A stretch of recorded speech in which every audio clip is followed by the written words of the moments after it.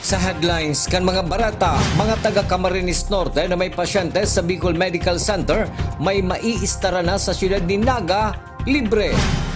Duwang nagmumotorsiklo sa Pili Camarines Sur, nakabangga sa nakaparadang darakulang bihikulo sa gilid kang tinampo, parehong binawian in buhay. Chief of Police kang Libanan Camarines Sur, pinagribayan na. SUV na nagdadalagan sa tahaw kang National Highway na may sa tamang direksyon.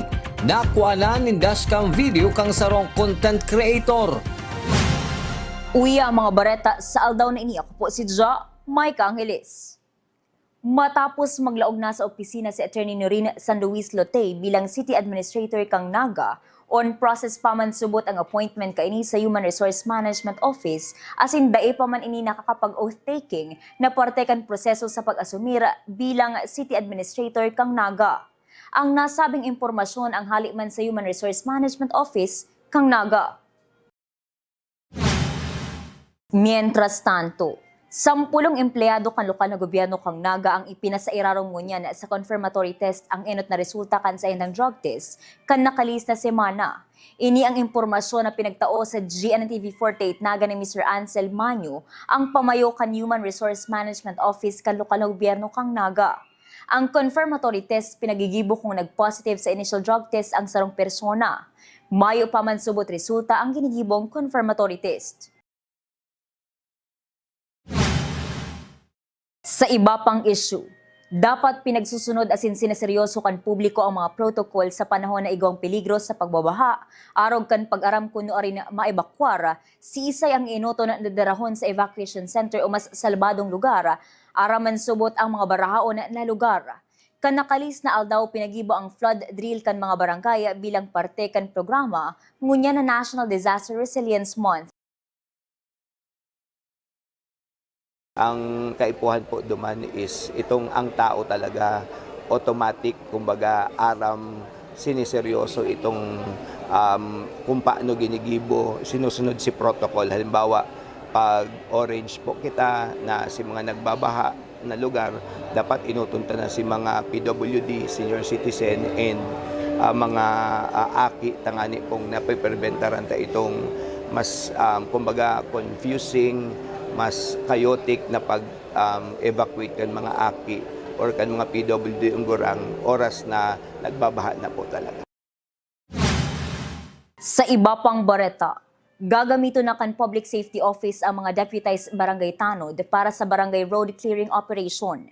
Sinabi ni Public Safety Office Executive Director Rene Gumba, maagi muna sa deputation process ang mga barangay tanod para matawan sindanin podera na mag-implementar kan wheel clamp sa saindang mga barangay. Pag nagkaigo kaya nin barangay road clearing, nagdudulok sa PNP asin PSO ang mga barangay officials para ini maipasunod. Masunod po kaini sa mga barangay. Ang mga barangay baga, pag may barangay road clearing operation, nadalagan pa ang PNP saka ang PSO duman. Ngunyan, ima-maximize na po sa mga deputized na barangay tanod para sinda din mismo may kapasidad na mag-implementar maski po itong pag-wheel clamp kang mga violator sa sindang lugar. Maagi lang sa deputation process para may otoridad sa mga kondusir kang operation. Sa iba pang bareta, dikit pang madisgrasya ang driver kan sarong bihikulo mientras sa pinagbabagtas ang kalabaan kang National Highway sa Kagmanaba o Campo Camarines Sur kasud mang alas 5 nin pagkahapon mientras na makusog ang bagsakan uran. Sa dashcam video ni Boss B-Boy Vlog, mahihiling ang pagtaho kan bihikulo sa tinampo. Marhay na sanata mayo ining kaskas na bihikulong nakasabatan. Pinagparabusinahan man ini ni Boss B-Boy Vlog ang driver kan SUV alagad daiman siya narisa. Napagilid sana ang nasabing bihikulo matapos businahanin makusog kan Mobile Patrol kan PNP o Campo hasta mapagilid ini. Natungka subot ang driver kan bihikulo kung kaya nakaluwas ini sa sayang linya sa tinampo. Sa samuyang pagbabalik, duwang nagmumotorsiklo sa Pili Camarines Sur gadana matapos makabangga sa nakaparadang bihikulo sa gilid kan tinampo. Yan ang sinibapang nanginot ng mga bareta, digilang sa GNTV 48 Naga, News Break.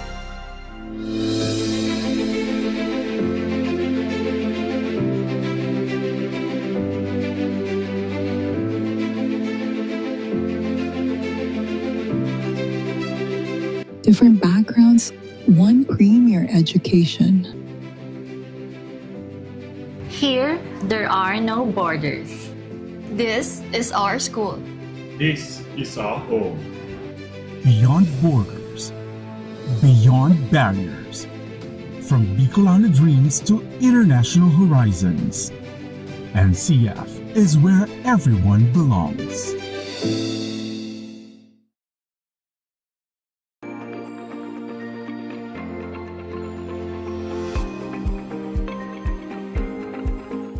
Bilang magulang, importante for me na ligtas sila at masaya sa school.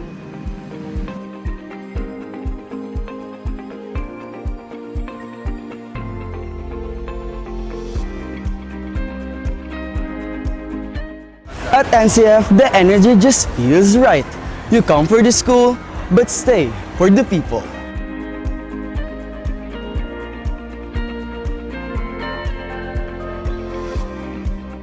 Dito, we learn independence, pero solid pa rin ang support system. Sa NCF, bawat sulok may saya, suporta at pagkakataong maging ikaw.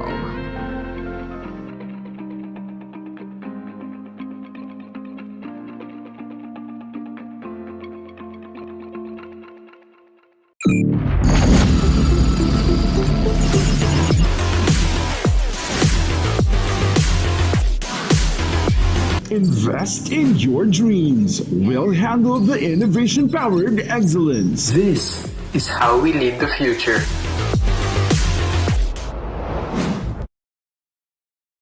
Seeing clearly shouldn't mean traveling far from home. At Cancer Eye Center, world-class care is right here in the heart of Rinconada and the Bicol region. With advanced diagnostic tools, ophthalmology specialists, and a team that treats you like family, we bring expert eye care. From children's screenings to managing cataracts, glaucoma, and diabetic eye conditions without the need for long trips. Because your vision matters, and so does your time. Cancer Eye Center, world-class eye care just around the corner.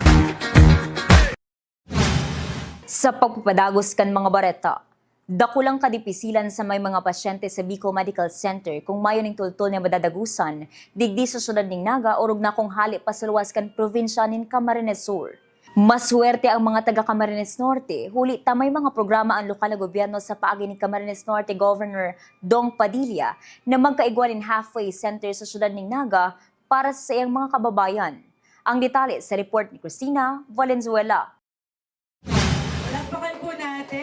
May komportableng matuturugan na ang mga taga Camarines Norte na may pasyenteng binabantayan sa Bicol Medical Center digdi sa Naga City. Duwang air-conditioned room sa hampangan sa Nakang Bicol Medical Center na inaapod na Dong Tulong Halfway Home ang natapos ng ipagibok ang grupo ni Camarines Norte Governor Dong Padilla. Kasubagong aga, ginibo ang blessing as in inauguration kang duwang kwarto na magiging temporaryong istaran kang mga taga Camarines Norte. Marami pong mga taga Jose Panganiban ang nako-confine dito sa BMC. Ngayon, kapag tumatawag ho sila sa akin o nagde-text na nandito po kami sa BMC, pahingin po ng tulong, kapag ako po ay halimbawa nasa Legazpi, kasi sinusubukan ko ho talaga kung totoong kailangan ng tulong. Pag tinanong ko na, saan ho kayo ngayon? Nandito ho kami sa BMC. O sabi ko, nandito ako sa Legazpi, dadaanan kita dyan. Sasabihin nila, sige po, maghintay po kami dito sa harap. Pagkakausap ko na po yung mga taga-Jose Panganiban during that time, siyempre tinatanong ko, paano kayo, ano rito, anong sitwasyon nyo rito. Ang sinasabi ho nila sa akin, wala silang matulugan. Sabi ko, saan kayo natutulog? Sabi nila, tinuturo nila bangketa. Sabi ko, napakahirap ng maging pasyente rito. Especially, yung mga cancer patients na minsan pipila sila ng madaling araw. So, sa madaling salita, nag-overnight na sila rito. So, gabi pa lang, nandito na. Pero saan sila natutulog? Yung iba may pera, nakakakuha ng hotel. Pero yung walang-wala talaga, nandyan lang sa harap ng BMC. Diyan natutulog sa bangketa. So, yun po ang dahilan kung bakit natin inisip ito.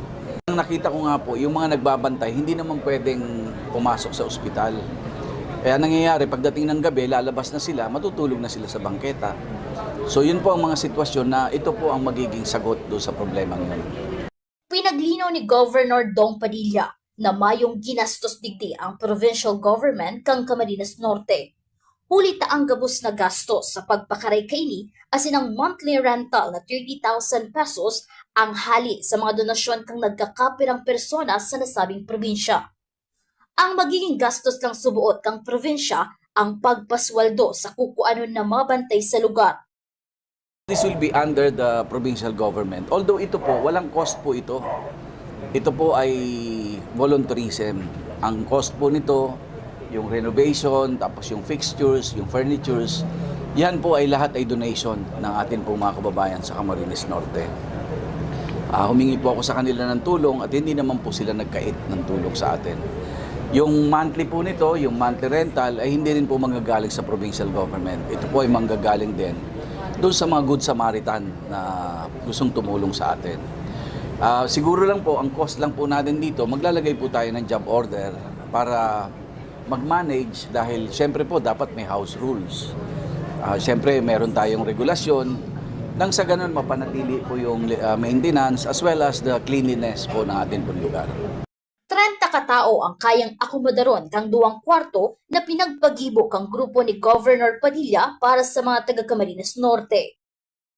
Para sa Genan TV 38 Naga, Cristina Valenzuela, Newsbreak. Mientras tanto, bako ulang matuturugan ang itatao kan provincial government kan Camarines Norte para sa mga kapamilya kan pasyente na nagbabantay sa Bicol Medical Center. Plano ni Governor Dong Padilla na tauan maning supply nin bagas ang mga ini kada bulan para makabawas sa indang mga pinagpoproblema. Nang sa ganun, pag pupunta sila rito, baka sakali maisama ko na rin po sa maintenance nito yung monthly na bigas. So may bigas na sila, ulam na lang siguro ang poproblemahin nila. Padagos sa mga bareta, luway-luway naman na tinatrabaho kan provincial government kan Camarines Norte ang pagpapahiwas, pag-modernize as in pag-upgrade kan hospital sa probinsya kan Camarines Norte. Sigun kay Provincial Governor Dong Padilla, saro-subot ini sa pangaturugan kan gobyerno provinsyal na dain na kaipuhan pang magluwas ang mga taga Camarines Norte kung kinakaipuhan ng asistensyang medikal. Naglalaom si Governor Padilla na sa paaging ini, sigurado nga marirealisar ang gabos na plano para sa mga taga Camarines Norte. Actually, ginagawa na po namin yan. We are expanding, modernizing, and upgrading our hospital. Nang sa ganon, nabanggit ko nga kanina, hindi na namin kailangan. Actually, it's our dream na hindi na kailangan lumabas ng mga taga-probinsya. Hindi na kailangan pumunta ng Manila, hindi na rin kailangan pumunta ng Naga. We are ongoing. Tinatayo namin yung may isang ospital kami na just completed, yung sa Calaguas. Tapos yung Santa Elena, inaayos namin. Tapos next year, sisimulan namin yung Basod Hospital. Tapos yung CNPH namin, expanding siya. Maglalagay ho kami ng additional 150 beds. Tapos yung labo, lalagyan na namin ng CT scan. Next year, lalagyan namin ng MR, yung CNPH. And then pag natapos yung 5-story building namin, plus the 6-story building, makakapaglagay na rin kami ng cardiac cath lab. Yun po yung pinupuntahan madalas dito ng mga taga Camarines Norte, yung sa operation sa puso. Paunti-unti, but definitely we will get there.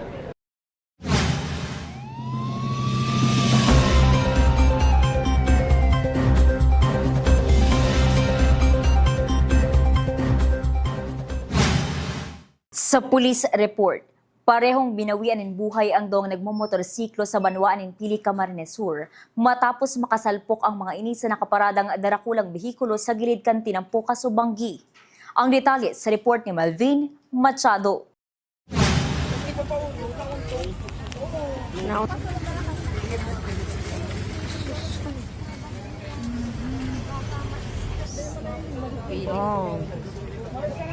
Alas 7:50 kasubanggi kamakabangga ang nagmumotorsiklong si alias Angel, 27 years old sa color blue na crane na nakaparada subuot sa gilid kang Tinampo, Harani sa pinagigibong tulay sa Zone 2, Barangay Sagrada, Pili, Camarines Sur.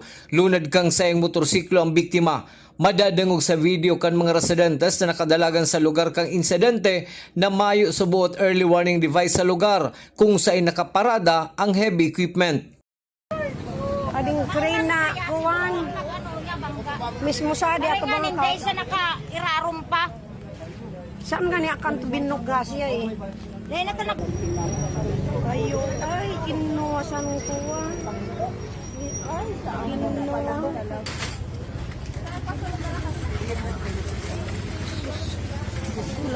Alas 10 maning banggi kan makabangga sa nakaparadang dump truck na sa gilid kang Tinampo sa Diversion Road, Barangay Anayan, Pili, Camarines Sur. Ang nagmumotor na si alias Niel, 22 anyos, binawian maninbuhay ang biktima. Mantang nasa Bicol Medical Center man ang backrider kani na si alias Jomar. Ang duwang sunuda ng insidenteng ini ang parehuman iniimbestigaran ngunyan Kampili Municipal Police Station kung igwang paninimbagan ang mga may sadiri ka mga bihikulong nakaparada sa gilid kang Tinampo.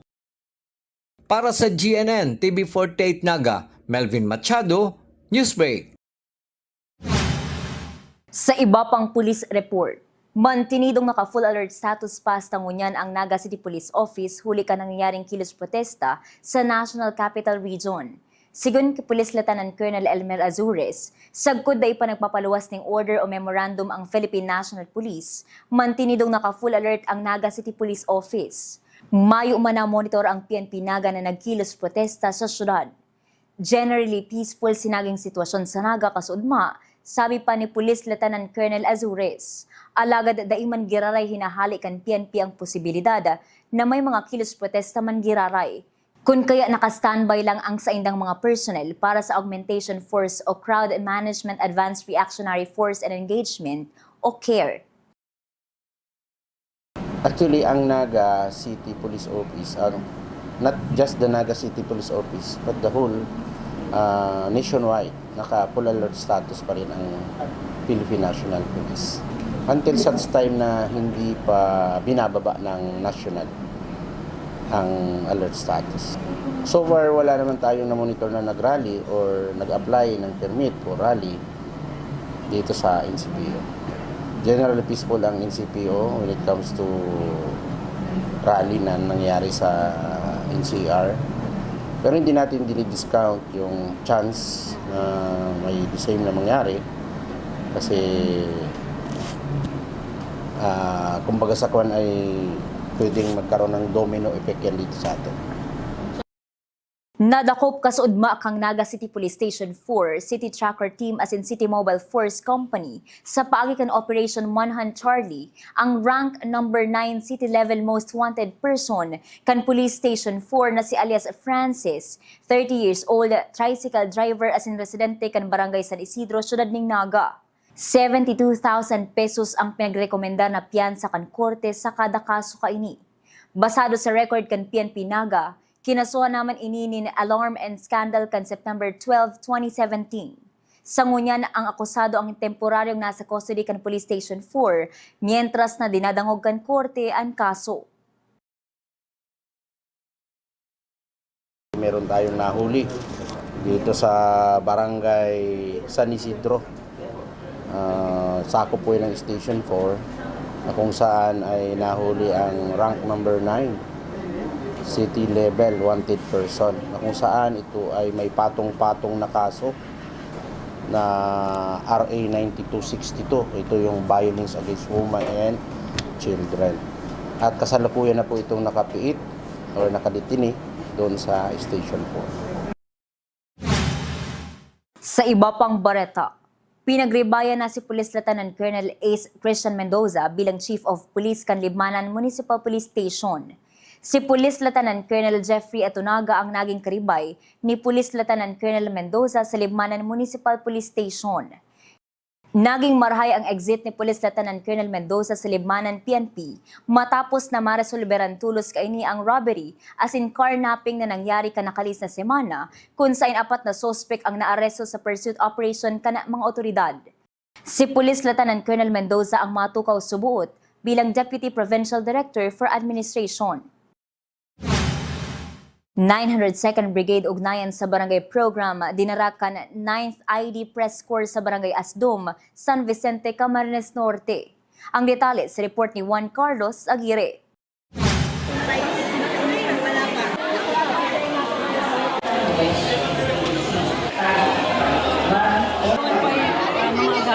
Sa amin ang ating naman pong gobernador.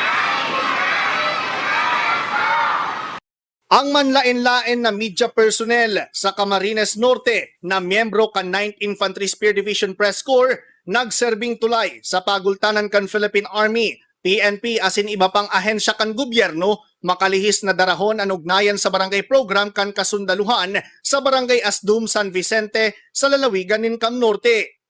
Ang pinagsararong puwersa kan Camarines Norte Police Provincial Office, 81st Infantry Battalion, 902nd Infantry Brigade, Provincial Government of Camarines Norte asin Youth for Peace Movement, nagtaonin man lain-lain na serbisyo para sa mga residente. Ang mga libreng serbisyong itinao, iyo and medical check-up, dental services, paggupit nin buhok, vitamina asin bulong, siring man ang libreng lugaw. Katakod kaini ang gobyerno kan Cam Norte sa paagi kan Provincial Library, nag-turnover man in mga libro na pwedeng gamiton kan daycare center kan nasambit na barangay. Nagkaigwa man in pag-uurulay ang mga residentes, PNP as in Philippine Army, manungod sa seguridad kan mga hobenes as in tamang paggiya sa aki.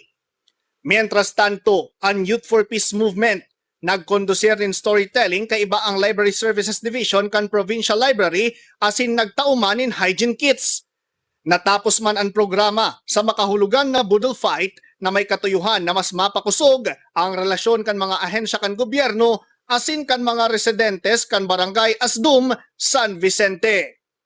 Para sa GNN TV 48 Naga, Juan Carlos Aguirre, Newsbreak. Yan ang mga bidang baretang nakalap kan mas pinukusog na puwersa kan GNN TV 48 Naga News and Bicol Affairs. Dahil malingon i-follow ang sa mga official Facebook page, GNN TV 48 Naga. Padagos kaming matod yung mga baretang garantisadong nanginginot asin napapanahon. I-hit ang subscribe button sa samuyang official YouTube channel, GNN TV 48 Naga, para updated kita sa mga bareta asin istoryang Bidaan Bicolano. Ako po si Ja, Mike Angeles, asin ninian GNN TV 48 Naga, Newsbreak. Sa NCF, tambayans are not just tambayans. They are a place to vibe with your people. It's where Tigers connect. And sometimes, it's also the best place para huminga.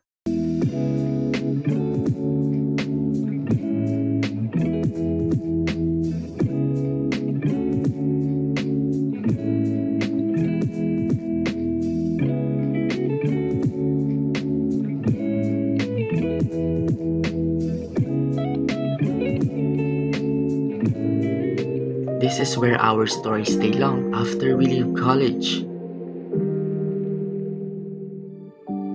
The quiet witness of how we built our future.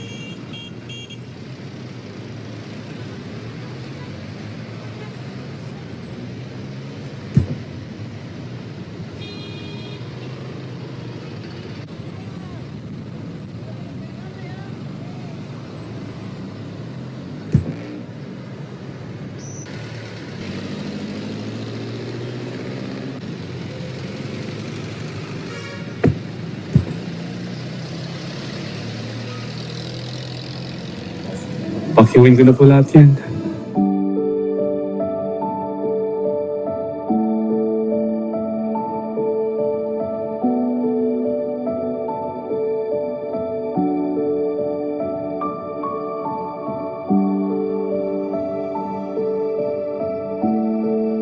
Humble beginning, global end. NCF, world-class affordable education for every Filipino family.